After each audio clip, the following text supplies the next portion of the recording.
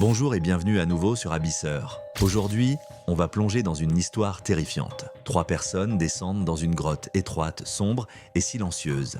Elles sont prêtes pour une nuit d'exploration, mais ignorent qu'en quelques heures, l'une d'entre elles sera coincée sous des tonnes de roches au bord de la mort. Ce qui devait être une simple expédition va se transformer en une course désespérée contre la montre.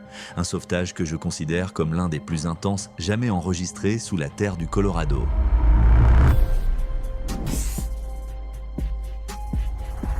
Si vous aimez ce genre de contenu, n'oubliez pas de liker et de vous abonner à la chaîne. Cela m'aide énormément.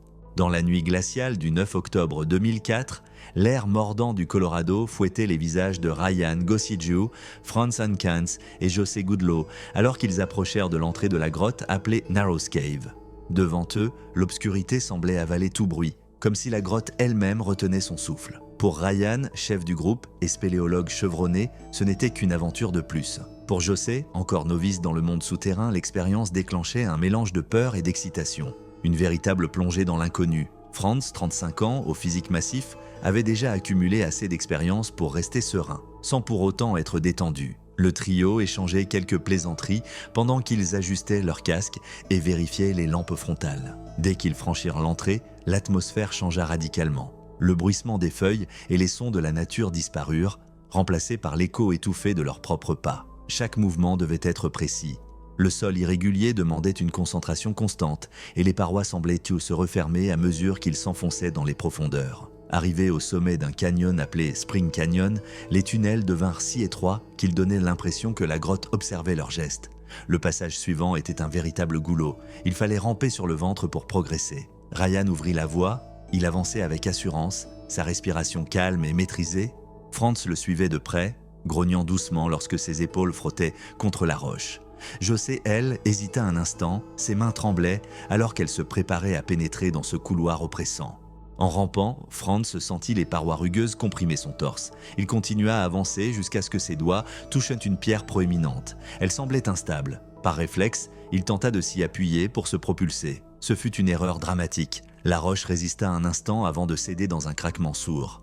Le plafond gémit et sans qu'il puisse réagir, de gros blocs s'effondrèrent dans un vacarme assourdissant, secouant le tunnel comme un coup de tonnerre.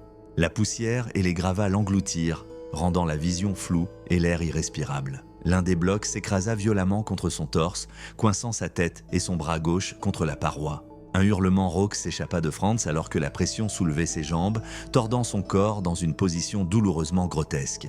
La terre et les cailloux recouvraient peu à peu son visage, l'étouffant davantage.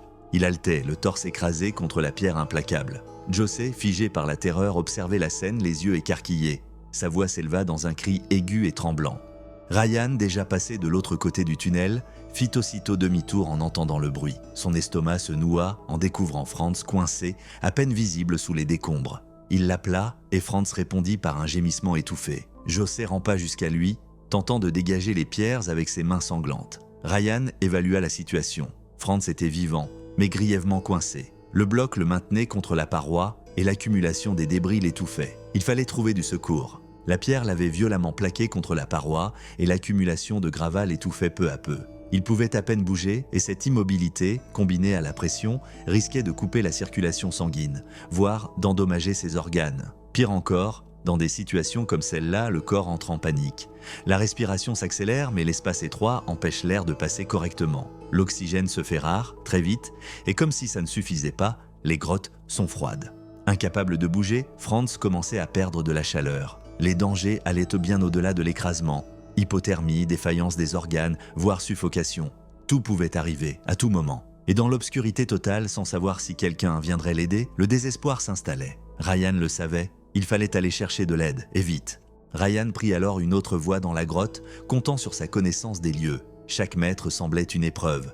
Les bras et les jambes en feu, il continuait malgré les pierres acérées qui lacéraient de ses coudes et genoux. Seul comptait la sortie. Lorsqu'il émergea enfin, haletant, il attrapa son téléphone et appela Mike Frazier, un sauveteur spéléologue expérimenté. Il décrivit précisément la situation et la gravité de l'éboulement. Mike n'hésita pas une seconde, il prit son équipement, y compris un vérin hydraulique, et contacta des renforts en se rendant sur place. Chaque minute comptait. En arrivant au parking, il trouva Ryan, pâle et tendu. Ensemble, ils se précipitèrent vers l'endroit où Franz était coincé. Le spectacle était terrifiant. Le visage de Franz était livide, couvert de terre, écrasé sous la masse du bloc. Son corps montrait des signes de détresse avancée. Sa respiration était faible, chaque souffle arraché avec difficulté. Son bras engourdi ne répondait plus et ses jambes suspendues tremblaient de façon incontrôlable. Le sang accumulé dans sa tête le rendait confus, à la limite de la perte de conscience. Le froid s'infiltrait dans ses os, sapant ce qui lui restait d'énergie. Il tentait de bouger, mais la roche semblait se moquer de ses efforts. Sa voix n'était plus qu'un murmure. José restait à ses côtés, les mains lacérées par ses tentatives désespérées pour le libérer. Mike, calme et méthodique, observa attentivement le plafond instable et la position du rocher. Il se mit à creuser à main nue, enlevant la terre et les gravats autour de la tête de Franz. L'espace était si étroit qu'il devait transporter les débris jusqu'à une petite cavité à environ 5 mètres. Chaque aller-retour était une épreuve de volonté. Après plusieurs voyages, il parvint à dégager la main gauche de Franz, gonflée et immobile. Il continua à creuser jusqu'à trouver son casque déformé sous la pression. Avec précaution, il défit la sangle et retira le casque, offrant à Franz un peu d'oxygène. Ryan se joignit à lui. Il tenait les jambes de Franz et tirait doucement. Un cri de douleur retentit dans le tunnel, mais le haut du corps restait piégé. Le plafond grinça à nouveau, faisant frissonner tous ceux présents. Le temps jouait contre eux. À 23 heures, d'autres secouristes arrivèrent, concentrés mais visiblement tendus. Ils apportaient des poutres de soutien et d'autres vérins hydrauliques. Ils travaillèrent avec rapidité pour stabiliser le plafond et positionner l'équipement sous la roche. Mike commença à soulever le bloc lentement. Le bruit de la pierre qui cédait emplissait l'étroite cavité. Centimètre par centimètre, le bloc se soulevait. Dès qu'il y eut assez d'espace, Ryan et un autre sauveteur tirèrent Franz avec force. Un craquement sinistre accompagna la libération de son corps. À peine extrait, le tunnel s'effondra de nouveau, ensevelissant l'équipement et bloquant le passage. Un silence pesant s'installa. Ils avaient échappé à la catastrophe de justesse. Franz, enfin libre, était en état de choc, à la limite de l'évanouissement. Son bras pendait, gonflé et violacé. Les secouristes agissaient vite, l'enveloppant dans une couverture thermique et improvisant une écharpe. Après quelques minutes, il reprit un peu de couleur et commença à sentir ses doigts à nouveau. La sortie de la grotte restait difficile. Le groupe descendait prudemment les pentes inégales du Spring Canyon. Peu après minuit, ils rencontrèrent une autre équipe de secours munie d'un brancard adapté. Franz, trop faible pour continuer à marcher, y fut solidement attaché. Ils se relayèrent pour le porter à travers les derniers passages. Tous étaient au bout de leur force. Quand ils atteignirent enfin une galerie où l'on pouvait marcher debout, Franz, déterminé à sortir par lui-même, demanda à descendre. Ses jambes flanchaient, mais avec l'aide de ses compagnons, il avança pas à pas. À 2 heures du matin, ils sortirent de la grotte. La femme de Franz l'attendait en larmes et le serra fort dans ses bras. Il était vivant, sauvé de justesse. Si vous avez aimé cette histoire, cliquez sur la vidéo qui s'affiche à l'écran.